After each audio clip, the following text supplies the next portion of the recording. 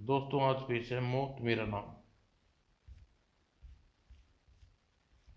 ये एक और चित्र है दोस्तों। राजनगर शहर की दीवारों पर लगे पोस्टरों में एक अजीब सी उत्तेजना भरती लोगों में। अंतर्राष्ट्रीय मोटरसाइकिल रेसिंग चैंपियंस, कौन जीतेगा ये चैंपियनशिप, यही जो हर हाल साल जीतता है। ह्यूमन राहुल, यस 5 साल में नेशनल चैंपियन वह है। उसके होते हुए भला दूसरा कौन जीत सकता है। इस बार ऐसा नहीं होगा। जानते हो इस बार चैंपियनशिप में कौन हिस्सा ले रहा है? कौन? अमेरिका का टॉप रेसर बुल्ट। बुल्ट? वह फॉरेन रिटर्न चूहा। भला क्या खाकर राहुल से जीतेगा? शर्त लगा वही जीतेगा। लग गई। और एक जोश व उत्तेजना सी थी लोगों में। जबकि शहर के सबसे धनवान व्यक्ति भीम भीम प्रताप टक्कर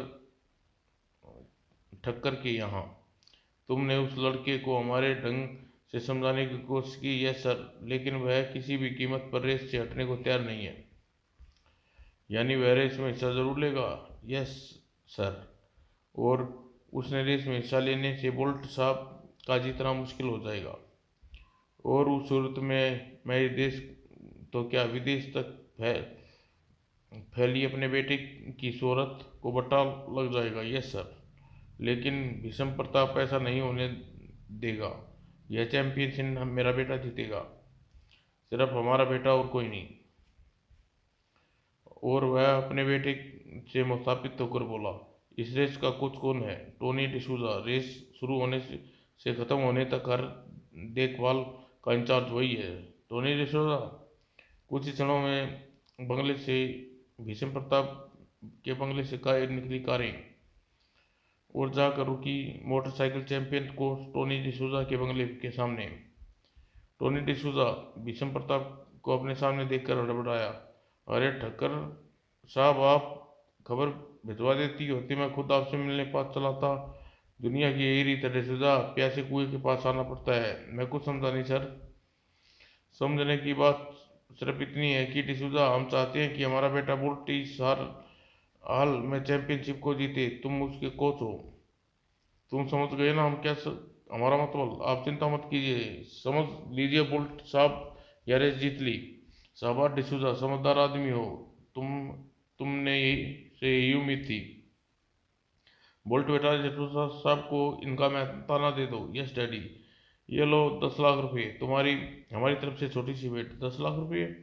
हाँ डिसूजा, विषम प्रताप अपने दोस्तों का ख्याल रखना पूरी अच्छी तरह जानता है, लेकिन तुम इस काम को करोगे कैसे? आप बेफिक्र रहिए सर, यह सोचना मेरा काम है। Okay, best of luck. इतना कहकर अपने साथियों के साथ वहां से रवाना हो गया विषम प्रताप। पीछे छोड़ गया नाचते टोनी डिसुलवा को। बेहद खुश था। वाह, एक छोटा सा काम और लखपति बन गया। वाह। लेकिन वह अपनी बेटी रोजी को उससे भी खबर था, जो सारा किस्सा अपनी आंखों से देख रही थी। चंद रुपयों के खातिर डैडी ने राहुल को हराने का सौदा कर लिया। और कुछ ही देर बाद राहुल के घर पर। क्या बात है राहुल, मुझे आना पड़ा, लेकिन मैं ऐसा नहीं होने दूंगी। मैं अपने प्यार को हारने नहीं दूंगी। ऐसी क्या बात है रोजी, सब कुशल तो है? नहीं। फिर रोजी ने पूरी बात बता दी। रोजी की बात सुनकर आश्चर्य रहेगा। क्या कह रही हो तुम? मैं ठीक कह रही हूँ राहुल। आंखों के सामने डैडी ने 10 लाख की रिश्वत ली है। 10 लाख रुपये रिश्वत मुझे हारने के लिए? हाँ राहुल। ओ, इसका मतलब तो आदमी भी बोल्ट के ही पीछे हैं, जो आज सुबह मुंह मांगी कीमत पर रेस हार जाने के प्रस्ताव लेकर आए थे। तो फिर उन्हें ऐसा प्रस्ताव अन्य प्रतियोगिताओं के सामने भी रखा होगा। नहीं, बोल्ट को सिर्फ उससे खतरा है, ये वह जानता है। रेस में मैं केवल तुम ही उसे हरा सकते हो। लेकिन मेरी यह समझ में नहीं आ रहा कि तुम्हारे डैडी मुझे रेस में हराएंगे कैसे। मैं भी यही सोच रही हूँ, आखिर लाखों की भीड़ में सामने गड़बड़ी कैसे करेंगे। दोनों समझने की लाख कोशिश की, लेकिन नहीं, मेरी कुछ समझ में नहीं आ रहा, तुम ही कुछ समझे।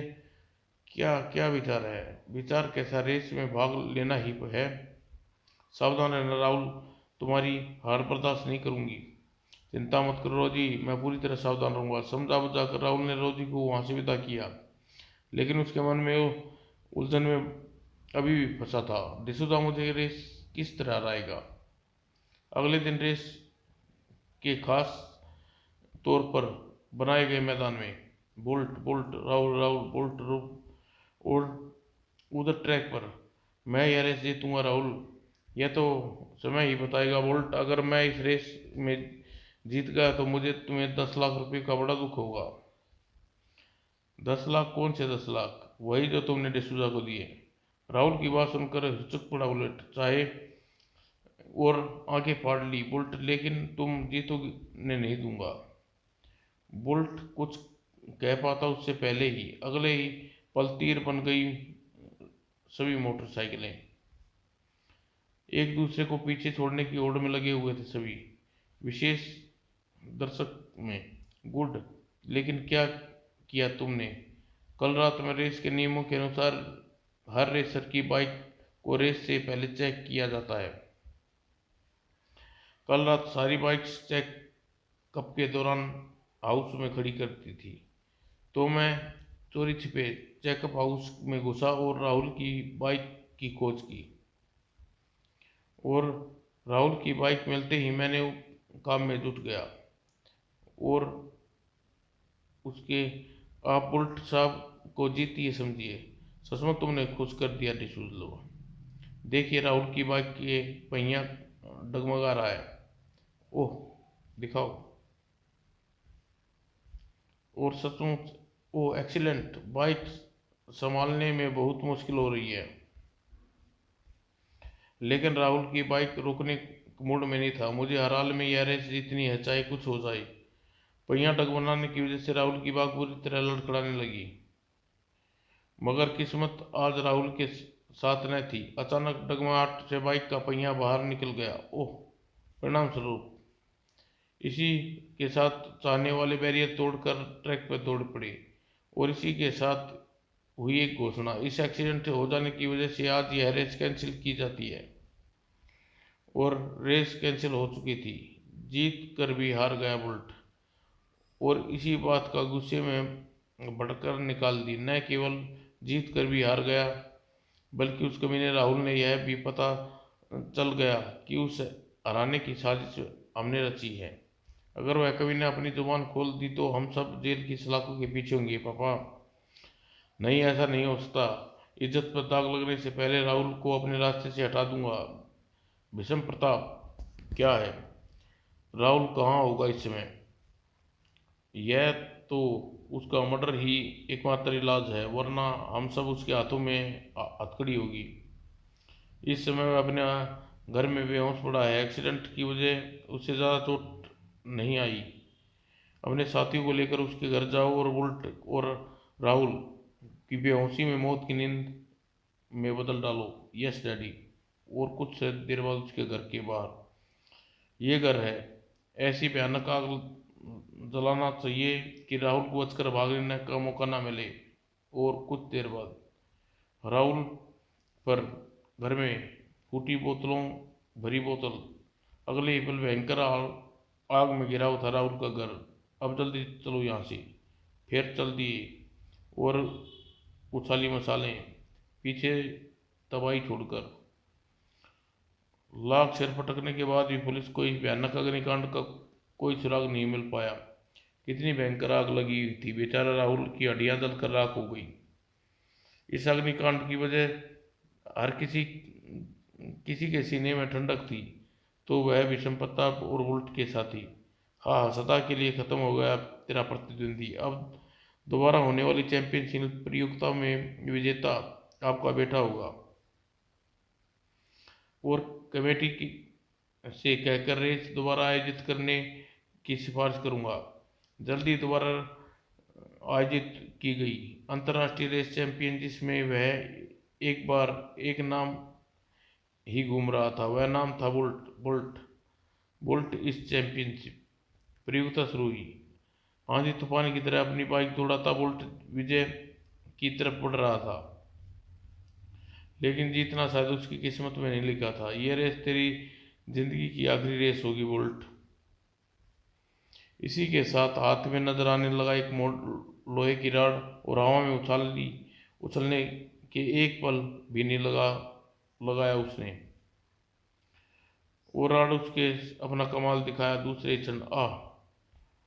और बुल्ट संभलने पहले ही से ठीक आ खड़ा हुआ एक शख्स। कौन हो तुम? तेरी मौत, कहने के साथ उसने कपड़े में छिपी तलवार निकाली और घुमा दी बिजली की तेजी से। आह! बुल्ट हल फाड़ कर चीखा। इसी के साथ उसकी गर्दन कटकर नीचे गिरी। यही वो क्षण था जब पीछे आती मोटरसाइकिल सवार वहां आकर एक झटके में रुकी। ओ गॉड! इसने बुल्ट को मार डाला। इसे रोको, यह भागना नहीं चाहिए। तुरंत ही सभी मोटरसाइकिल सवारों ने उसे घेर लिया, और फिर कोई कुछ समझ पाता उससे पहले ही। लेकिन नकाबपोश भागने के पास पड़ी एक बुल्ट की मोटरसाइकिल पर तेजी से मोटरसाइकिल पर सवार हुआ, और धड़धड़ा उठी मोटरसाइकिल, और उसी के साथ तोप के गोला छुटा गोला बन गई मोटरसाइकिल। अगले ही पल रास्ता घेरे खड़े लोगों ने आश्चर्य का दृश्य जूं, और जब तक कोई कुछ समझ पाता गायब हो चुकी थी मोटरसाइकिल उसका सवार। ओह! गायब हो गया। उफ! ऐसा तूफानी मोटरसाइकिल चालक आज तक नहीं देखा। बिल्कुल हवा का झोंका था वह। कौन होगा बुल्ट का हत्यारा? बड़ी निर्मल ढंग से हत्या की गई है बुल्ट की। जिसे भी जिसे भी पता लगा वह हैरान था, और भीष्म प्रताप की कोठी में जैसे तूफान आया हुआ था। कौन था वह हत्यारा जिसने मेरे सरेआम हमारे बेटे की हत्या कर डाली? उसकी शक्ल नहीं देखी गई सर। वह तो जो भी था उसे तलाश करो, उसे हाथों से मौत देंगे हम अपनी तरफ से ढूंढने की पूरी कोशिश करें। कोशिश नहीं, मुझे मेरे बेटे हत्यारे की लाश चाहिए, लाश। भीष्म प्रताप की कोठी के बाहर निकलने वाले हर शख्स के मस्तिष्क में एक सवाल धाड़ धाड़ कर बज रहा था। वह बुल्ट कौन था? बुल्ट साहब का हत्यारा। किसने मारा होगा बुल्ट को? और अपने घर की तरफ लौटता टोनी डिसूजा भी इसी बात को सोच रहा था। अगर बुल्ट का हत्यारा मुझे मिल जाए तो भीष्म प्रताप के हवाले करके अच्छे नोट कमा सकता हूँ। अचानक चौंकारे, यह रोड ब्लॉक कैसे? मोटरसाइकिल ब्लॉक रोड के पास रुकी। जाने कौन साला इन ड्रमों को रोड पर रखकर चला गया। उसे मन में उठ रहे सवाल तुरंत ही मिल गया। अरे! खतरा भापने में एक पल लगा डिसूजा को। वो खतरा दूसरे ही पल। आह! तीर सी तेजी से मोटरसाइकिल खतरे की तरफ बढ़ी। कुचल डालूंगा साले को। लेकिन उस शख्स को कुचलने ने अरमानों पूरे न हो सके। वो नीचे गिरा वह, और अभी संभल भी नहीं पाया था। कौन हो तुम? क्या चाहते हो? मौत का नाम मौत नाम है मेरा। मैं चाहता हूँ तुम्हारी मौत। डिसूजा का दिमाग फक उठा। जवाब सुनकर किसी भी हालत होते बकरे की तरह में मनाया नहीं। और जल्दी ही खून। एक तेज ठाका लगा उस शख्स ने, जिसे सुनकर आज तुम्हारी आवाज कहीं तुम अपनी सूरत अपनी बात पूरी नहीं कर सका वह। और शख्स आह! चाक एक पल पहले ही अपने काम को खत्म कर डाला उस शख्स ने, और फिर इत्मीनान से झाड़ियों में छिपी साइकिल निकाल कर रवाना हो गया, और पीछे छोड़ गया टुकड़ों में बची डिसूजा की लाश। डिसूजा की मौत की खबर बुरी तरह हिलकर रख दिया भीष्म प्रताप को। नहीं, यह नहीं हो सकता। यह सच है सर। उसकी कटी फटी लाश आंखों से देख कर आ रहा हूँ। ओह! इसका मतलब मौत हमारे सिर पर भी मंडरा रही है। वो कैसे सर? पहले बोल्ट की हत्या फिर डिसुल्वा की। लगता है दोनों हत्याएं एक ही आदमी का काम है। आप ठीक कह रहे हैं सर, लेकिन लेकिन कुमारो, गोली पांडे और हमारी सुरक्षा का तगड़ा इंतजाम करो। Yes sir. कुछ देर बाद विषमतात्मा का बंगला कड़ी सुरक्षा के घेरे में था। अगले दिन, पांडे, 3 दिन के लिए हम बाहर जा रहा हूँ। पीछे उस हत्यारे से भरपूर तलाश करना। आप चिंता मत कीजिए सर, हम पूरी कोशिश जी जान लड़ा देंगे। जबकि मौत उसके इंतजार में खड़ी थी। अपने पायलट हेलीकॉप्टर में भीषम प्रताप। पांडे, उस हत्यारे की कोई सूचना हो तो हमें सूचित कर देना। Yes sir. फिर हेलीकॉप्टर में सवार हुआ भीषम प्रताप। चलो। अगले क्षण हेलीकॉप्टर गड़गड़ाया, हेलीकॉप्टर का इंजन। और इसी के साथ एक बहुमंजिला इमारत के पास स्थित इमारत की छत पर मोटरसाइकिल का इंजन। भीषम प्रताप ने कहा, होटल हेलीकॉप्टर हेलीपैड से उड़ने के बाद ठीक इस इमारत के पास से गुजरेगा। आज उसे इसे कोई नहीं बचा सकेगा। हेलीकॉप्टर ऊपर उठने के साथ ही इमारत की तरफ बढ़ता जा रहा था। जब वह ठीक इमारत के पास आया, गियर डालने के साथ ही कमान से छूट तीर की भांति मोटरसाइकिल दौड़ पड़ी। मोटरसाइकिल और दूसरे ही क्षण हेलीकॉप्टर की तरह हवा में लहराई। और फिर कुछ ही देर में भयंकर धमाका आसमान में आ और परकच्चे उड़ गए। हेलीकॉप्टर में सवार भीषम पितामह और पायलट की और मोटरसाइकिल सवार। हेलीकॉप्टर के टुकड़ों के साथ उसकी लाश के टुकड़े भी हवा में लहरा उठे थे। जमीन पर सुरक्षित आ खड़ा हुआ, किसी कुशाल नट की भांति।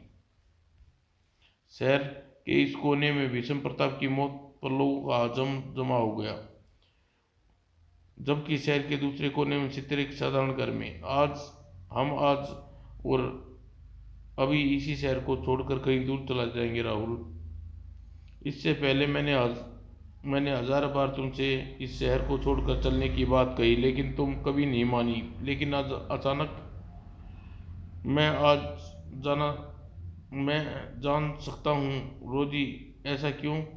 मैं तुम्हें कुछ नहीं बता सकती राहुल, तुम नहीं बता सकती, लेकिन मैं जान चुका हूँ तुम यहाँ से क्यों जाना चाहती हो। क्योंकि आज तुम्हारा बदला पूरा हो गया है। बदला? कैसा बदला? मेरे इस अंजाम का बदला, मुझे अपाहिज बनाने का बदला। रोजी कुछ कहने के लिए अपना मुंह खोला। रोजी, मुझे बहकाने की कोशिश मत करना। जिस दिन तुम बुलेट की हत्या की खबर मिली उसी दिन मुझे सब समझ गया था। बोलो रोजी, मैं सच कह रहा हूँ ना? बिखर पड़ी रोजी। हाँ राहुल, तुम सच कह रहे हो। मैंने ही बुलेट भीष्म पितामह अपने डैडी की हत्या की है। जानते हो क्यों? क्योंकि मुझे क्योंकि उन्होंने तुम्हें मारने की कोई कसर नहीं छोड़ी थी। रेस में हुए एक्सीडेंट में तुम बच गए तो उन्होंने तुम्हें जलाकर मारने का प्लान बनाया, जिसका पता मुझे उसी दिन चला जब मैं अपने डैडी भीष्म पितामह को लताड़ने उसकी कोठी पर जा पहुंची। तभी मैं दरवाजे के पास पहुंची कि मुझे अंदर आवाजें चौंका कर रख दिया। आपने साथियों को लेकर जाओ और बुलेट को राहुल को बेहोशी में मौत की नींद में बदल डालो। उनकी बातें सुनकर हैरान रह गई। मैं उल्टे पार घर की ओर भागी। मुझे राहुल की जान बचानी है। भागते मैं किसी वाहन की तलाश में थी, लेकिन कोई वाहन नहीं मिला मुझे। और ओह बुलेट और उसके साथी। अगर मुझे पहले पहुंच गए तो घर पहुंच गए तो अनर्थ हो जाएगा। इन्हीं ख्यालों में बिजली भर गई मेरे पैरों में और जी जान छोड़कर भाग खड़ी हुई मैं। लेकिन जब तक तुम्हारे घर में पहुंची तो अनर्थ हो चुका था। नहीं राहुल, मैं तुम्हें मरने नहीं दूंगी। और फिर जलती आग में कूद गई मैं। और बचती बचाती तुम्हें तक पहुंची। राहुल, आग में बुरी तरह झुलस चुके थे तुम। मैंने झपट कर तुम्हारे शरीर पर आग लग कोस और तुम्हें लेकर भाग खड़ी हुई। जबकि जब मैंने तुम्हें यह जानकर नर्सिंग होम में भर्ती कराया, ये बच तो जाएगा लेकिन इसकी दोनों टांगें काटनी पड़ेंगी। तुम्हारी टांगें काट दी गई, तुम बच गई और तुम बच गए। लेकिन तुम्हारी हालत पर मैं कसम खाई मैंने। आखिर अपाहिज बनाने वाले को मैं जिंदा नहीं छोड़ूंगी, कुत्ते की मौत मारूंगी उन्हें। और उस दिन मैं हत्यारिन बन गई, लेकिन इसका कोई दुख नहीं। तुम मुझे अपाहिज और बदसूरत के लिए तुमने हत्यारिन बन गई, अपने डैडी को खून कर डाला। अपने बारे में फिर कभी मत कहना राहुल। भगवान के लिए भगवान जिसकी मन मन में बिठाकर पूजा करी जाती है। रोजी राहुल एक दूसरे से लिपट गए, आंसू की धारा के रूप में उन दोनों की आंखों से। जब सामान्य हुए थे, चल पड़े शहर से दूर, एक नई जिंदगी की तलाश में। समाप्त दोस्तों।